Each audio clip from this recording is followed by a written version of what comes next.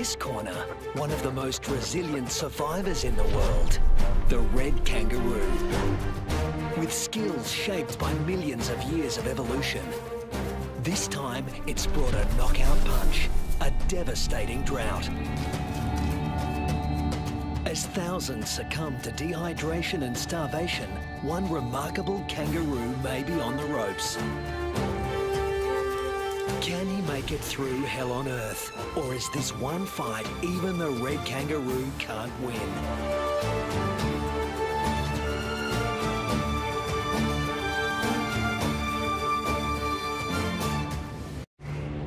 Australia, the oldest continent on the planet.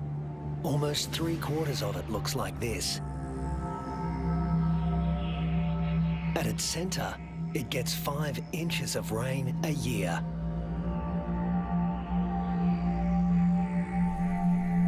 The mercury can hit 110 degrees Fahrenheit. But the hardest part for those who live here is the climate's unpredictable personality. This is a place where there are no true seasons, only moods. To make it here, you need to be able to roll with the punches and shift gears in a hurry. The acknowledged master of that art in the Australian outback is the red kangaroo, the largest marsupial in the world.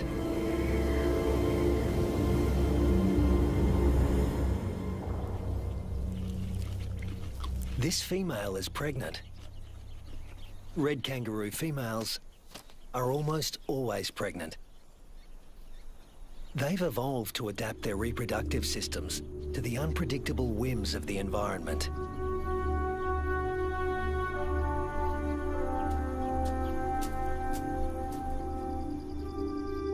At any given moment, a female can have 3 offspring to care for, each at a different stage of development.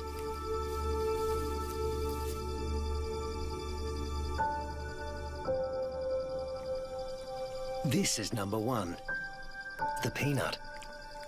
After 33 days developing in the womb, the newborn emerges as a blind, hairless, pink creature, roughly the size of a peanut. We call him Rusty. There's virtually no sign of the powerful hind legs we all associate with the kangaroo. He uses his arms to make the grueling trek up the belly to his mother's nipple, guided solely by instinct and smell.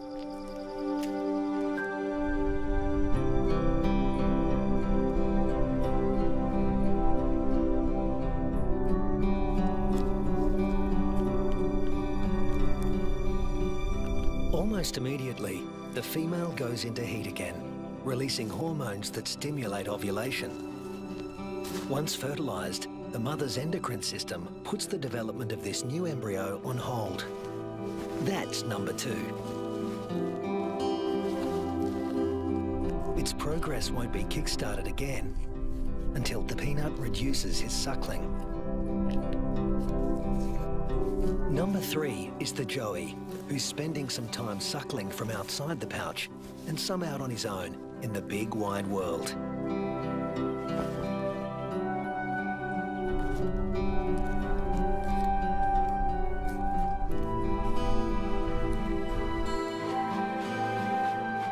The female is a living assembly line of young at various stages of development. But when times are hard, the system has to be ruthless.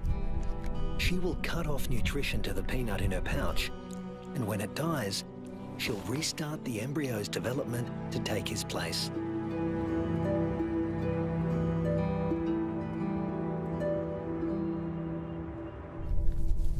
Rusty's developing nicely. He's beginning to resemble something like a baby kangaroo.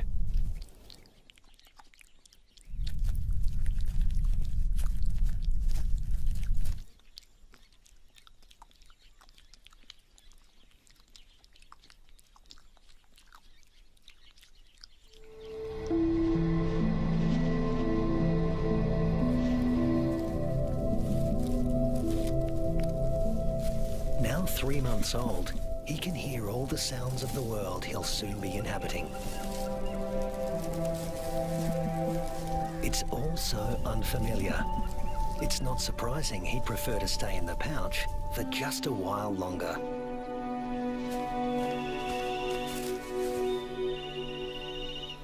There's plenty of...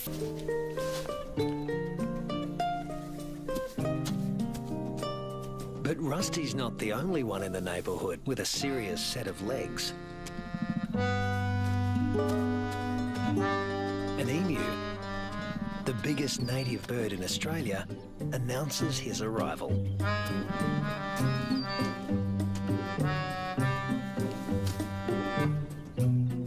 His skirt of feathers absorbs 80% of solar radiation, leaving the skin underneath cool.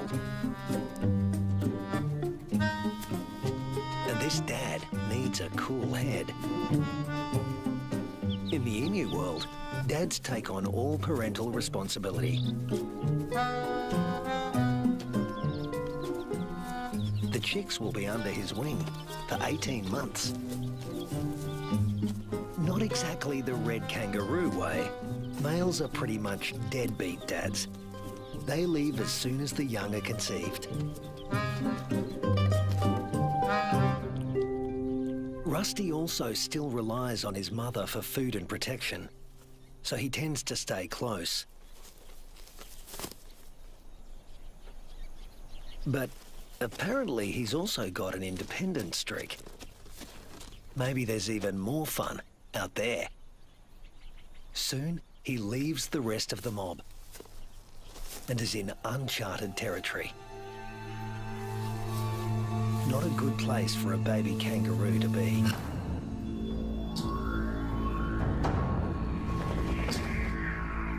A wedge-tailed eagle, the largest bird of prey in Australia. And it likes to take young kangaroos. Mum realises she doesn't know where Rusty is. But the eagle does.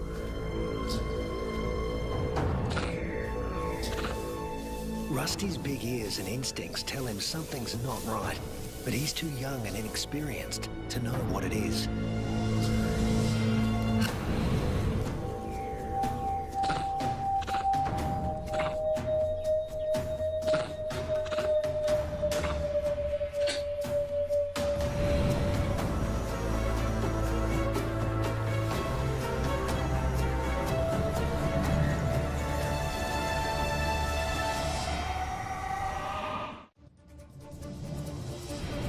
No sooner has Rusty left his mother's side than he's in trouble. With the bone-crushing power of her talons, the eagle could seize Rusty and drag him to his death. But suddenly, there's a flurry of panicked activity nearby. A rabbit is running for its life.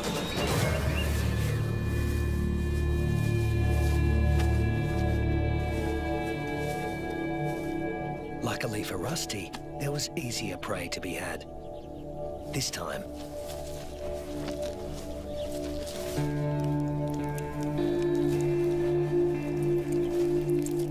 red kangaroos and wedge-tailed eagles share the same territory. And when the eagle has a chick to feed, the hunting never stops. More than 10% of the eagle's diet is kangaroo.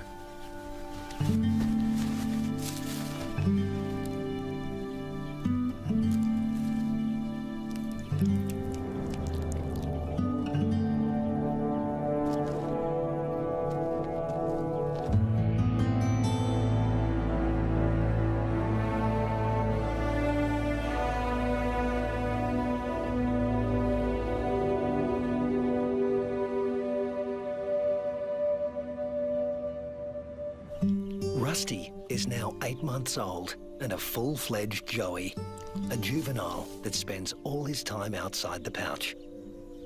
In a few months, he won't have Mum's milk to rely on anymore.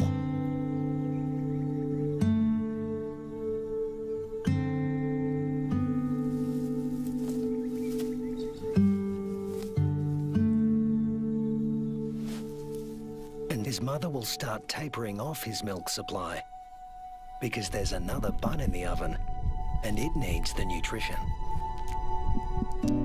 Mum's body now produces two totally different types of milk. A more dilute one for his tiny sister and a richer one for him. Each dispensed from its own nipple.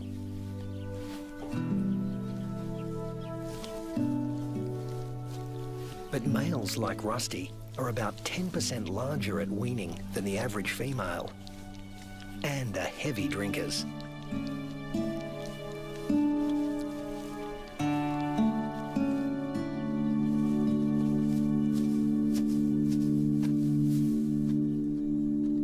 This is the kangaroo version of tough love.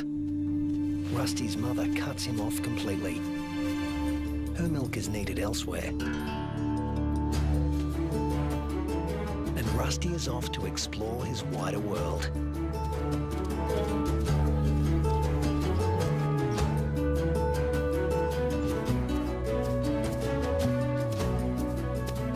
Before long, he happens on another group of kangaroos. These are grey kangaroos, smaller than reds and more suited to areas where the climate is relatively predictable. They don't conserve water as well as reds and prefer the shade of the wooded areas on the desert's edge. Rusty is apparently a new experience for them as well. It's like a get-together with distant relatives you've heard of but never met. Slightly awkward.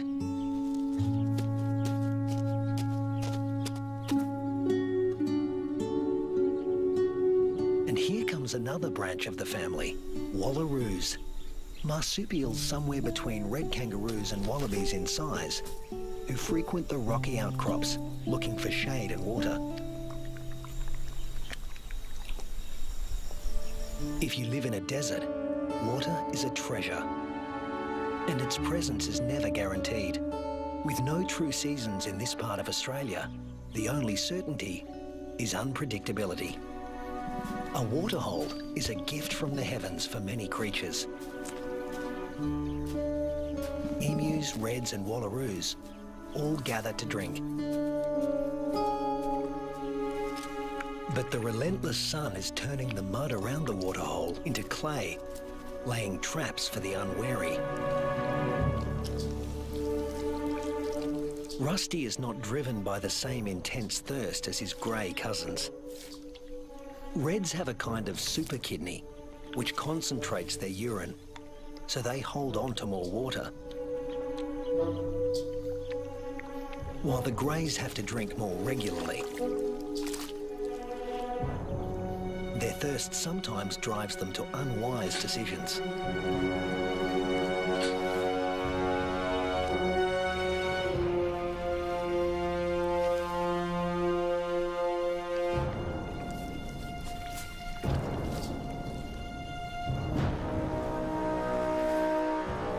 This young grey is in trouble, deep trouble, and he's drawing some unwanted attention. A dingo. Dingoes will gladly take a young kangaroo under any circumstances. A joey stuck in the mud and unable to flee, that's just too good to resist. The other kangaroos can't help him. His fate is sealed. Even at the tender age of 18 months, Rusty has the good sense to get out of Dodge in a hurry. Now he's on the road again, in search of a good meal. He's still an adolescent, and burning through energy at a faster rate than an adult.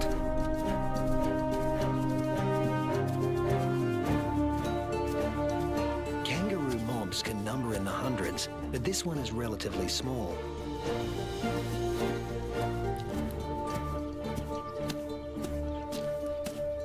And Rusty's appearance on the scene has caught another male's attention. They're around the same size and the same age, perfect sparring buddies. Game on. But This isn't a life or death battle.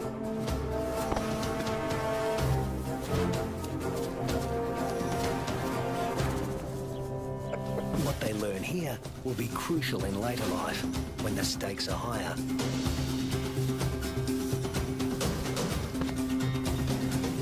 Long arms for wrestling win fights, and females want winners.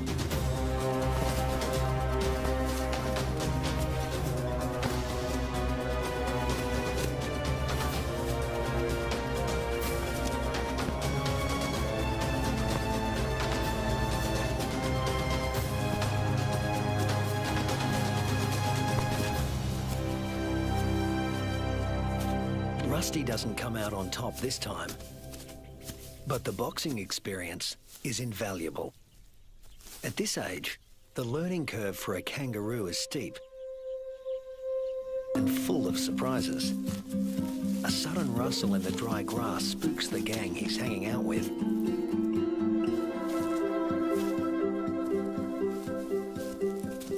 But Rusty's the curious type. A shingle-back lizard, heavily armoured and with a thick tail that looks a lot like its head. Thus its other name, the two-headed skink. Rusty wants to know what he's supposed to do with this. Make friends? Try to box with it? Eat it? The lizard doesn't seem suitable for any of these activities, and Rusty eventually gives up on the relationship.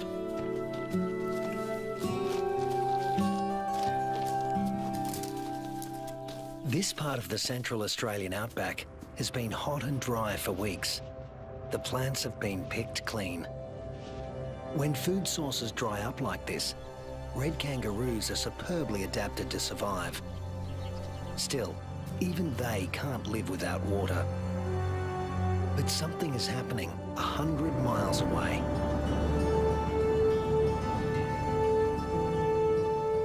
Where the sky has opened up and torrential rains are soaking the parched earth. These waters will end up in the Channel Country and be funneled inland hundreds of miles away from their origin. The channels are dry now, but because the region is low-lying, they won't be for long.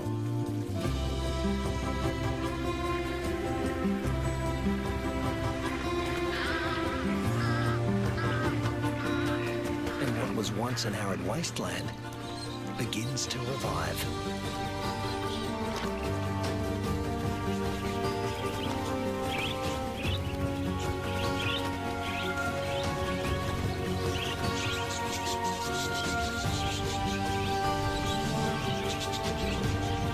From the swirling flocks of budgerigars to the dingo mum and her pups, all are drawn to the life-giving waters.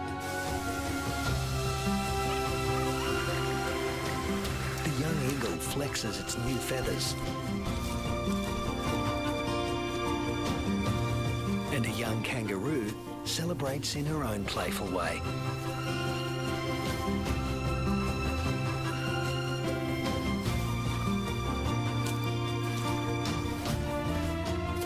Emus are water guzzlers, and adults can drink up to 4 gallons a day.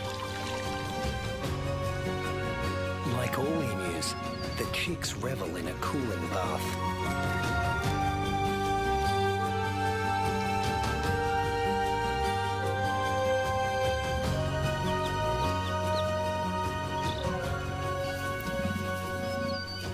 There are some 500,000 emus roaming around the outback, browsing on fruits and seeds. And what's good for the emus is also good for the rest of the ecosystem. As they move through the bush, they scatter the seeds of the flowers and fruit they've eaten along the way, which will sprout and become new plants.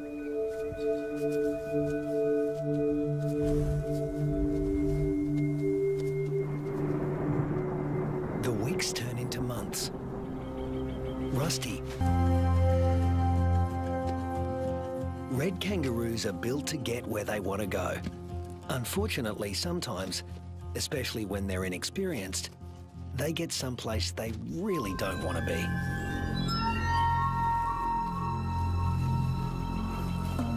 The inland taipan is the most toxic snake on Earth. There's enough venom in one bite to kill 100 full-grown men.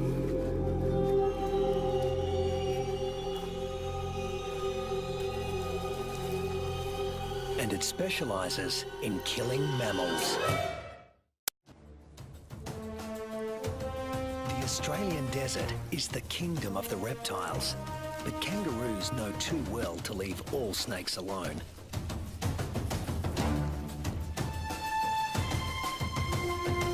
Brown snakes kill more humans than any other snakes in Australia.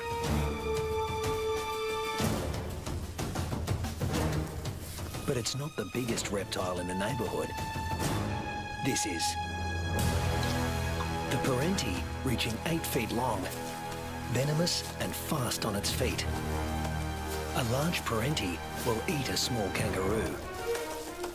But today, it's got its eye on an eastern brown snake.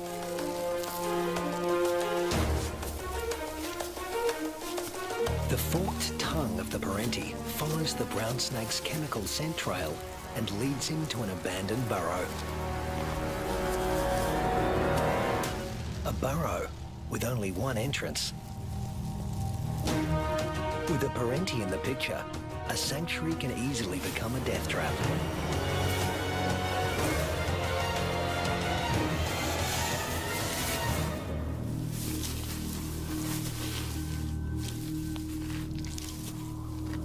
The body of one fearsome reptile disappears into the body of another.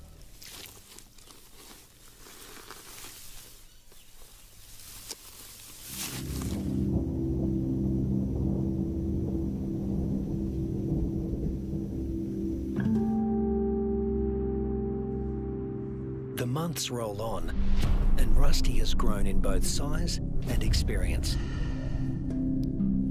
He weighs 150 pounds now and has dozens of sparring matches under his belt. Today, he finds himself with a mob he's met before. The one with the tough male who intimidated him last time.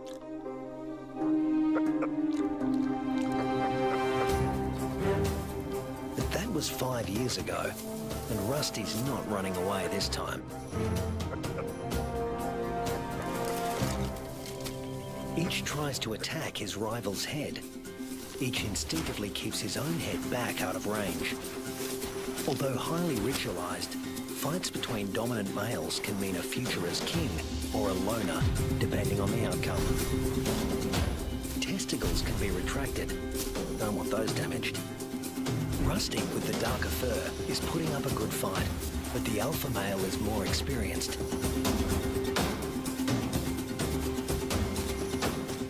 Females don't care who wins, just so long as he's got good genes.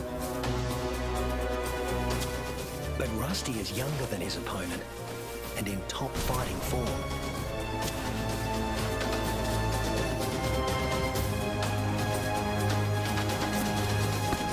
Finally, the king goes down.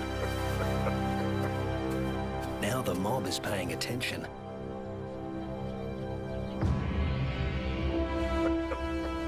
Rusty's the top male now, and to the victor go the spoils.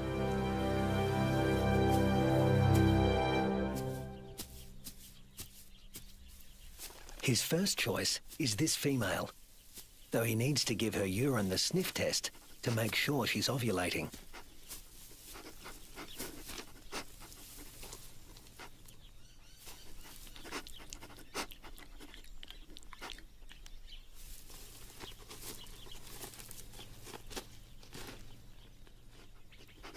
She's ready. But Rusty has only a brief window of opportunity. She may only be receptive for a matter of hours. Better get to it.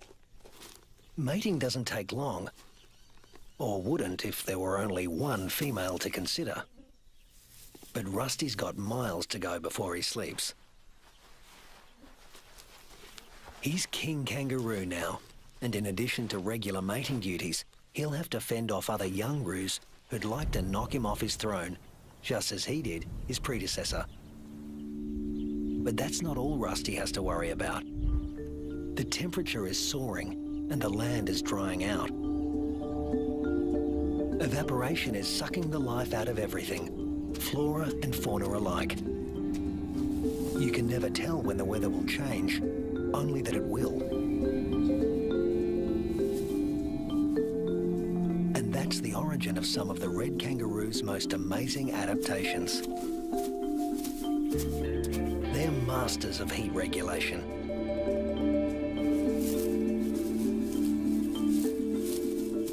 The fur on their backs reflects about 30% of incoming heat and keeps their skin cool, the blue parts of this thermal footage. Spreading saliva over their forearms cools the blood, which has been brought close to the skin surface via a dense cobweb of capillaries.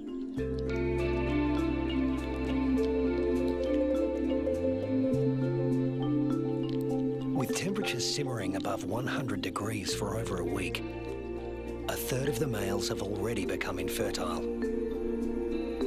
If these temperatures were to continue for 3 more months, the number would more than double. Reds defend their sperm by licking their scrotums to keep them cool. And in contrast to their battle strategy of retracting the scrotum, males let their testicles hang way down below their overheated trunks, keeping them about 7 degrees cooler than at their cores. The sand, even a few inches down, is cooler than at the surface. Red kangaroos dig until they reach cooler soil, and then,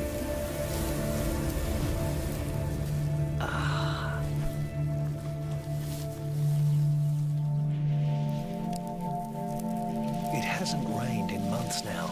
The dry, dead grass offers Rusty no nourishment. But then, unfortunately, these are dry electrical storms. No rain will come from them. But something else will. Something worse than hunger.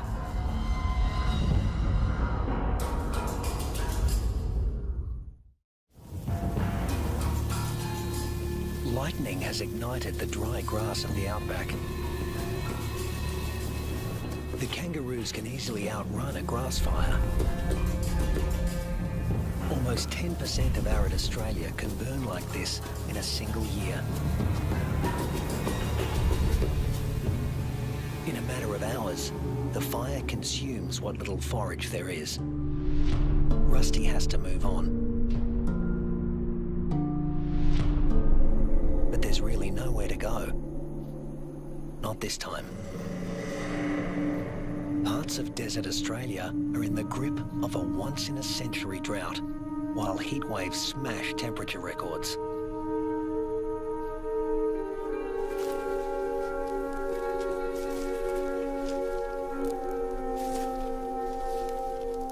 Nothing that lives here has ever experienced anything like it, Rusty included.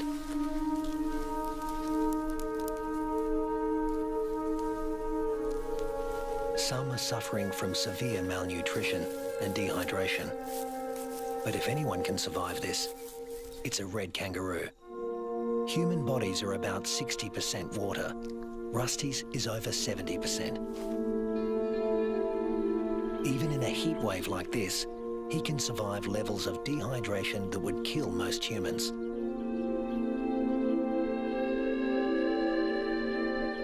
Reds only sweat when they're on the move. At rest, they pant, which uses less water than sweating. Raising their breathing rate to over 200 breaths a minute reduces their deep body temperature and cools their brains. And of course, they cover their limbs in cooling saliva. But there's a price to pay. Licking uses up precious water, If the drought continues much longer, this form of cooling will be too costly. The kangaroos stay under whatever shade they can find. When times get this tough, females switch off their milk supply. Maternal instinct is strong, self-preservation is stronger. Unweaned offspring outside the pouch are the first to die, and the young in the pouches are next. As it dies, the female reactivates her waiting embryo, but if the drought persists, it too will die, and she will stop reproducing altogether. Even Rusty, one of the strongest, is in trouble. In these conditions, the males are the first to succumb, especially the largest, who, like Rusty, need more food.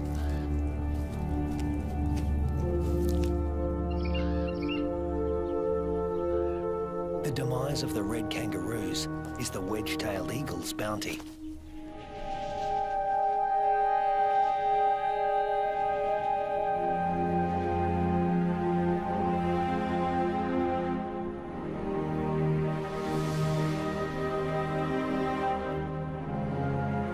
And it's not just the kangaroos that are suffering. The drought is taking its toll everywhere. Predators turn on each other to protect a tiny piece of rancid meat.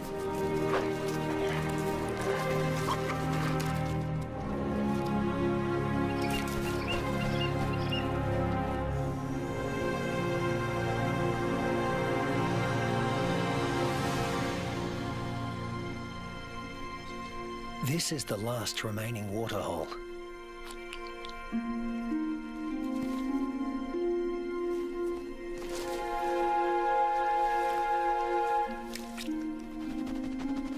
It's stagnant and salty.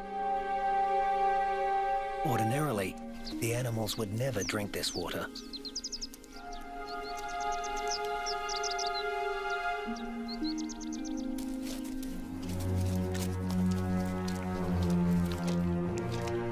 But desperation drives them. The drought makes for uneasy bedfellows.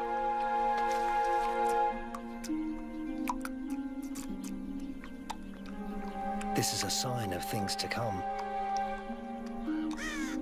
Heat waves in Australia are becoming hotter and more frequent.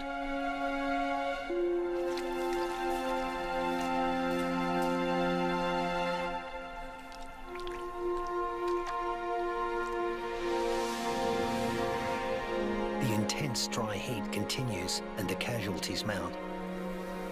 Among them are many of Rusty's offspring. In some parts of these desolate lands, drought can kill 8 out of every 10 kangaroos.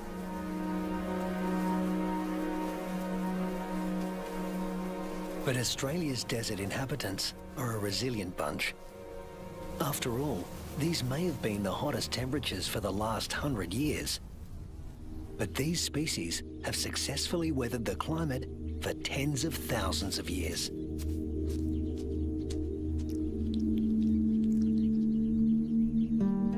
Rusty is still here, conserving his energy and biding his time. A change is going to come. It always has. After 12 months of merciless drought, the landscape is dotted with the remains of those that couldn't hang on any longer. But in the Australian outback, all bad things come to an end.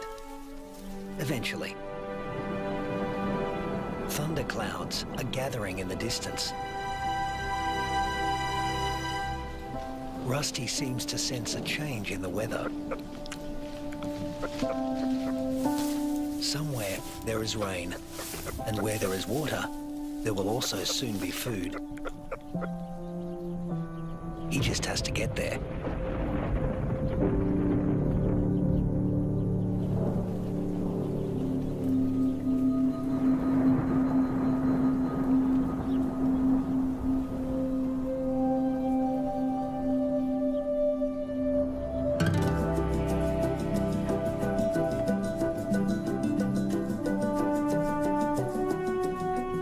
With what remains of his ebbing strength, Rusty heads in the direction of a storm.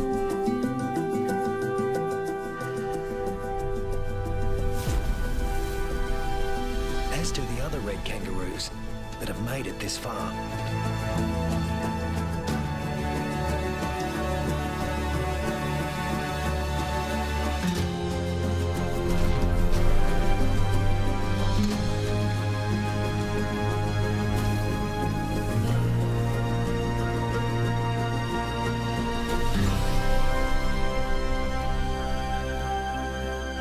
When Rusty reaches the area watered by the storms, he finds a world restored by rain.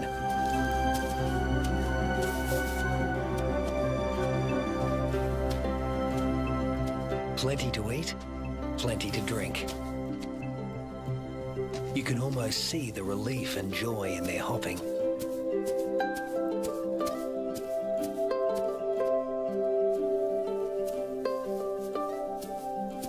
They will stay here and take in the nourishment. In only a few weeks, males and females will have their health restored, and soon they'll be ready to reproduce once again.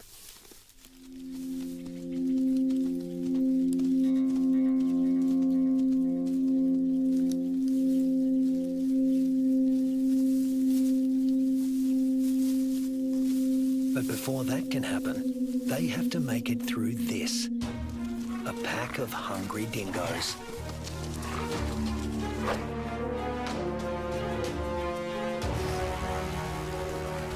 Hunting in a pack more than doubles a dingo's success rate. Normally, they'd go for the weakest kangaroos in the group. But a pack of this size can take down something bigger. Something like Rusty.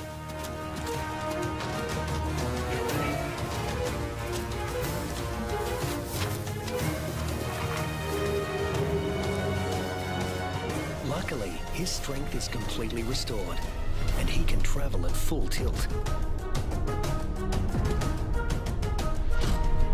Rusty doesn't accelerate by bounding faster, but by bounding further. He lengthens his leaps, at times covering 25 feet in a single bound. Once he gets past 10 miles an hour, Rusty rockets along with little extra effort, while the dingo's forelegs need to move ever faster. Now hitting 25 miles an hour, Rusty's only using about half of the energy the dogs are putting in. They have no chance of catching him.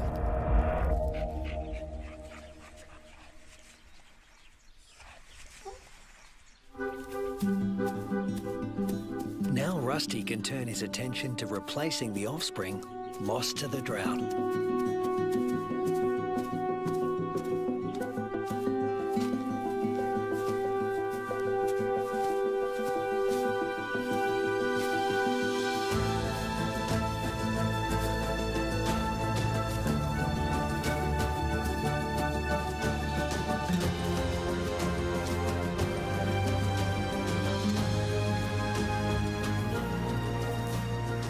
At 200 pounds, powerful, and in the prime of life, there's no question that he's the dominant male of this gang.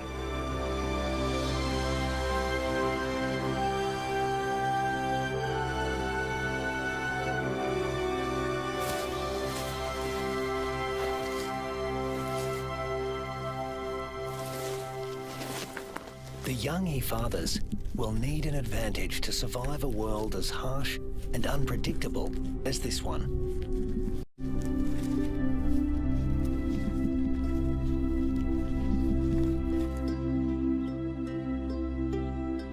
What greater advantage could there be than to begin life as the progeny of the undisputed king of the red kangaroo mob?